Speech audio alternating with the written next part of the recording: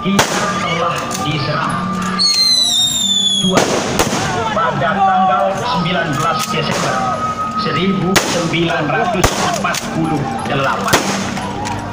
Angkatan Perang Belanda menyerang kota Yogyakarta dan lapangan terbang Makobo. 3. Pemerintah Belanda telah membatalkan persetujuan gencatan senjata. 4. Semua angkatan perang menjalankan rencana yang telah diadakan untuk menghadapi serangan Belanda. Pemerintahan darurat Republik berpindah ke Sumatera dengan membentuk PDRI di sana dan dengan disiapkannya Perintah Sensat nomor 1 dari Letnan Jenderal Sudirman. Tentara Republik dan laskar-laskar pejuang lainnya menjalankan dengan membentuk kantung-kantung gerilya di daerah pertahanan Belgris. Di Yogyakarta, Letnan Kolonel Soeharto selaku Komandan Brigade 10 Mataram membentuk 6 SWK mulai dari daerah Bantul, Sleman Timur, Kulon Progo, Sleman Barat, Gunung Kidul, mengadakan serangan-serangan terhadap markas besar tentara, pos-pos terluar, bahkan patroli-patroli Belanda seringkali dilakukan oleh pejuang-pejuang Republik di malam hari. Tanpa menunggu lama, Letnan Soeharto mampu mengkonsolidasi pasukan TNI dan laskar pejuang yang berada di luar kota Yogyakarta. Sedangkan Pak Dirman menghindari kejaran Belanda, bergerak menuju Kediri hingga daerah Sogo Pacitan untuk memimpin perang gerilya semesta.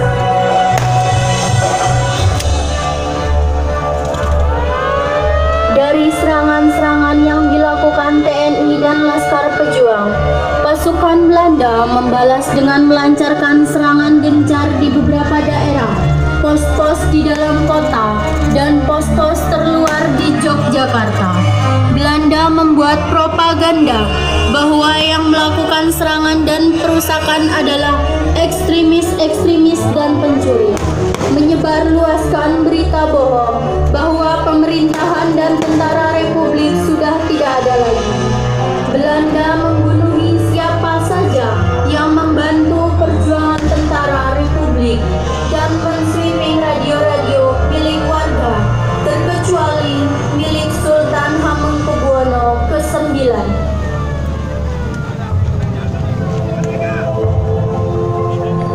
Mendengar hal itu, kemudian Sri Sultan Hamengkubuwono ke-9 selaku Menteri Koordinator Keamanan mengusulkan serangan kilat dan menyeluruh untuk menangkis propaganda Belanda tersebut.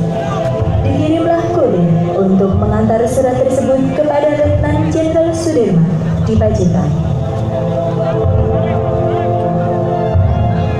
Utagaru, siapa? Kamu antarkan surat ini menuju Kolonel Bambang Sugeng. Dan kamu atur strategi penyerangan besar-besaran ini sampai berhasil. Siapa?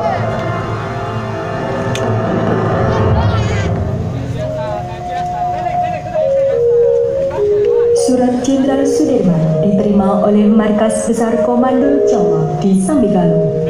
di Pegunungan Sumbing yang menjadi markas Divisi 3, pimpinan Kolonel Bambang Sugeng, Kolonel A.H. Nasution, dan Kolonel TB Simatupang dirancanglah untuk mengadakan sebuah serangan kilat yang bersifat umum dan menyeluruh. Dipilihlah Yogyakarta yang mempunyai nilai strategis di dunia internasional, bertepatan dengan adanya survei dari Perserikatan Bangsa-Bangsa dan wartawan asing, dipimpin oleh Letkol Soeharto dengan Sandi Janur Kuning, dan koordinasi taktis dengan Sri Sultan Hamengkubuwono ke-9 di dalam Prabeo Kraton Yogyakarta, serta untuk membuktikan ke dunia internasional bahwa pemerintah dan TNI masih ada.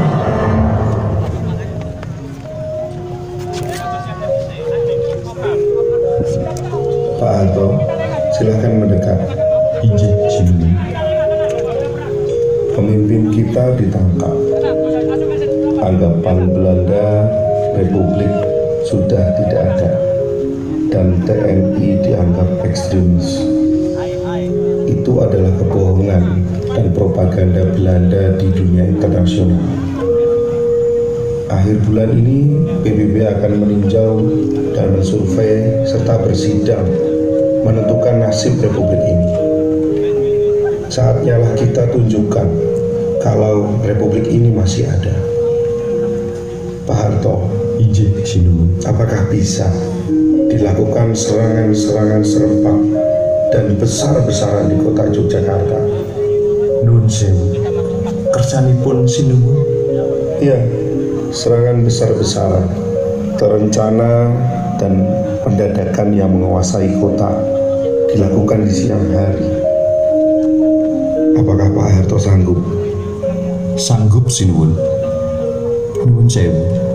Apa yang dipenggali sinuwun? Saya mempunyai rencana.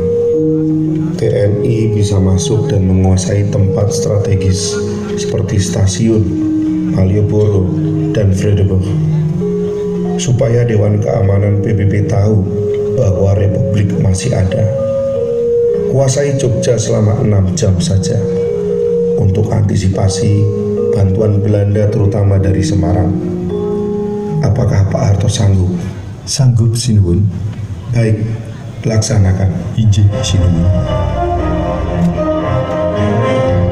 Dengan perintah tersebut, Letkol Soeharto memperkuat bagian kota dengan membentuk SWK 101 pimpinan Letnan Marsudi, dibantu Letnan Amir Murtono membersihkan mata-mata dan mengakomodir kurir-kurir dari SWK lainnya, memberi fasilitas pasukan besar masuk ke kota serta dapur umum. Kemudian, Letkol Soeharto memanggil komandan-komandan SWK ke daerah Bibis untuk koordinasi mengenai serangan besar-besaran tersebut.